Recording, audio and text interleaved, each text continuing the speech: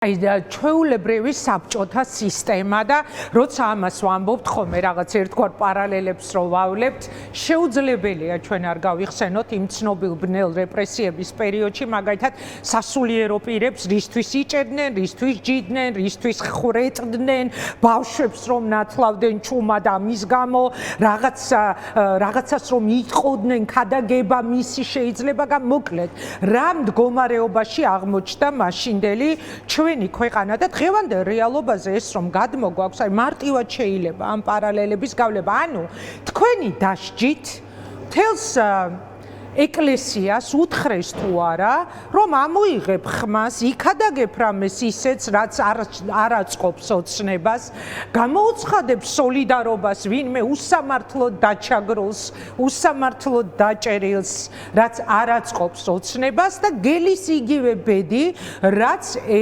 მაგალითად მოხდა მამა დოროთეს შემთხვევაში, მამა ილიას შემთხვევაში, ანუ შესაშინებლად სხვა სასულიერო პირების. გნებათ უფრო დავარბი გასაჩუმებლად სხვა სასულიერო პირების. განწყობა როგორია თვითონ ეკლესიაში, თუ გაქვთ ამაზე რამე ინფორმაცია, ანუ ასე დუმს ყველა? დაახლოებით არ პროცენტულად არ ვიცი, მაგრამ 10-დან 6 ან 7 ჩემი გულშემატკივარია სამგდელოებაში. ვერან ვერ იტანს მათ. ყველა მიცი ჯაღმაიძევინ არის, აბსოლუტურად ყველა მიცის. მაგრამ ზოგს აშინებენ, ზოგს ყვებავენ, ზოგს შანტაჟი და ზოგი ფიქრობს კიდე რომ რა ვიცი, აი დაანგრევენ მთელ ოჯახს და სისტემას დაუნგრევენ, რაზეც არის დამყარებული. ეხლა რაც მე გამიკეთეს, ხო? მე ბერი ვარ და ჩემთვის ეს ასატანია და მით უმეტეს მთელი ერი ჩემს გვერდით არის და მე მათთან ვარ, მაგრამ ეხლა ვინმე დეკანოზი წინამძღვრიდან გაუშვან, მე მბლობა შეუწყვიტონ, იმით არსებობს ის და ყავს 7 შვილი. მე წარმოიდგინეთ რა სიტუაციაში აღმოჩნდება უცებ. ეს მაჩოი სუსის კრეფსები როცა გამოქვეყნდა წლების წინანდელ ამბავს შემოვიტანდი ახლა ჩვენ საუბარში, მაშინვე ცხადი გახდა რომ აი ძევლად აყვანა რასაც ქვია სასულიერო პირების, ძალიან სერიოზული მასშტაბი მიეცემოდა ამ პროცესს, რომ გაეჩუმებინა. თქვენ როგორ ფიქრობთ, მამაო, თქვენი ამ სტატუსზე იყო რეაქცია, რომ როცა თქვენ BBC-ს გამოძიების შემდეგ გამოხატეთ თქვენი რეაქცია სოციალურ ქსელში და დაწერეთ, რომ მთავრობა, რომელიც საკუთარ ხალხს წამლავს, მას არ აქვს უფლება დარჩეს მთავრობადო, თუ ეს იყო თქვენი გადაწყვეტილების რეაქცია, გადაწყვეტილებაზე რეაქცია, მას მერე რაც მიიღეს მორიგი რეპრესიული ცვლილება კანონში, ტროტუარზე დგომისთვის, რომ ადამიანები ციხეში გაუშვან, როცა თქვენ როგორც გამოსავალი, მე ასე დავინახე ყოველ შემთხვევაში, შესთავაზეთ საპროტესტო საზოგადოებას, რომ ჩავატაროთ იქ პარაკლისი, ჩავატარებ მე იქ პარაკლისს და პარაკლისის ჩატარების გამოც ხომ არ დაგვიჭერენ. აი, რაზე უფრო იყო ეს რეაქცია, თქვენ როგორ ფიქრობთ? პრობლემა გახდა, რა თქმა უნდა, იმიტომ რომ მათი დაალაგებული პროპაგანდა ავრიენ ოცნებისაც და ეკლესიასაც. აი, ეკლესიაში მაგალითად ამბობდნენ, რომ მღვდელი არ უნდა ერეოდეს პოლიტიკაში. და მე დავანახე ყველას, რომ ესენი არათუ პოლიტიკაში ერევიან, არამედ მთავრობის დანამატია. უბრალოდ არ ერევიან ოპოზიციის მხარეს. თორე მთავრობის დაკვეთებს აკეთებენ და პოლიტიკა მეტი რა არის, თუ მთავრობასთან ხარ, ესე იგი პოლიტიკაში ხარ, ხო? და ეს ხალხმა დაინახა ნათლად და მას ისედაც ხედავდნენ, მაგრამ სხვა არის მაინც არქიმანდრიტის ნათქვამი და სხვა არის შენ ხედავ, მაგრამ დასტური გინდა, რაღაცაზე ბეჭედი გინდა მაინც ცნობიერებაში, ესე ადამიანი აწყობილი და მეორე მხრივ ეს მთავრობა თამაშობდა როლს ისეც, რომ ეკლესიას მალე გახდიან სახელმწიფო რელიგია და ანუ აყვავდებით. და სინამდვილეში ვაჩვენე ყველას, რომ ისინი მტრები არიან ეკლესიის, იმიტომ რომ ეკლესია დაადუმეს, გაანადგურეს კრეფსები რა საშინელება, აი კრეფსების გამოქვეყნება კი არ არის საშინელება. საერთოდ ეს კრებსები რატო შეიქმნა, რატო უყურებდნენ? ამაშია საქმე, ამაშია. რატო აი მღვდელს უსმენდნენ, უთვალთვალებდნენ, იწერდნენ. აი რატო აი ეს არის ახლა რომელ მღვდელს გაუხარდა რომ მთავრობა უსმენს? აი უსმენს. მას რატომ ჩუმად?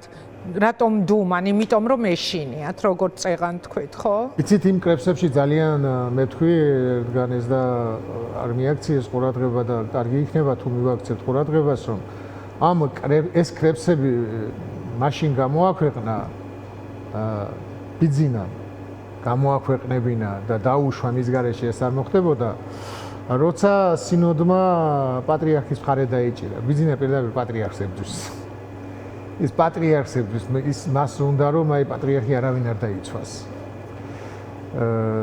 ეს არის მისი გადაწყვეტილება და მისი მთელი მიზანი რომ პატრიარქთან ბრძოლა და მე ეს რო ვთქვი და პატრიარქს არავინ არ იცავს მეთქი და რაღაცა ნუ ეს ჩაიყრუეს მაგრამ გახსოვთ როცა ამბობდნენ რომ პატრიარქს შეთავაზეს თქვენ უწვიდესობა ხო არ დაიღალეთ თქვენ ხო არ დაიღალეთ და თქვენ უკვე დაღლილი ხარ და ხო არ დაისვენებთ აი ეს როცა პატრიარქს შეთავაზეს ეს იყო ერთადერთი შანსი რომ მეუფეში გამხდარიყო პატრიარქი. და აი ამ დროს ვინც პატრიარქს დაუჭირა მხარი მათ წინააღმდეგ ჭირდებოდა კრებსების გამო. ის ქვეყნები იყო მათ წინააღმდეგ და მეუფეში მაშინ დუმდა.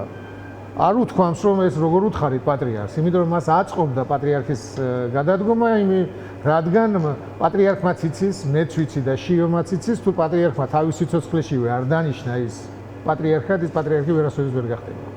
არ ექნება მხარდაჭერა. არა, რა თქმა უნდა. ამას გულისხმობთ ვერ გახდებაო? ვერასოდეს. მაგრამ თუ მას დაუშვათ ოცნება უჭერს მხარს, ო და რა არის საკითხები, სადაც ეპისკოპოსი ცოტა რთული და საყოლიებელია. ამდენი. არის ესეთი საკითხები, იგი ზოგჯერ აჩუმებენ, ბევრს და ჩუმად არიან, მაგრამ არის რაღაცა მომენტი, სადაც ოცნება კი არა, ვერავინ ვერ დაიყოლიებს და ამ საკითხში იმ ეპისკოპოსებს ვერავინ ვერ დაიყოლიებს. ეხლა რას აპირებთ მამა დოროთე? მღვდელმსახურების უფლება გაქვთ შეჩერებული და როგორ გრძელდება ეხლა თქვენი ამბავი? იცით, აი მარტივ ენაზე რო აგიხსნათ, ჩემი მე შემიჩერეს რომ ვერ მოვნათლავ და სახს ვერ ვაკურთხებ, მაგრამ ეს ისედაც მეზარებოდა.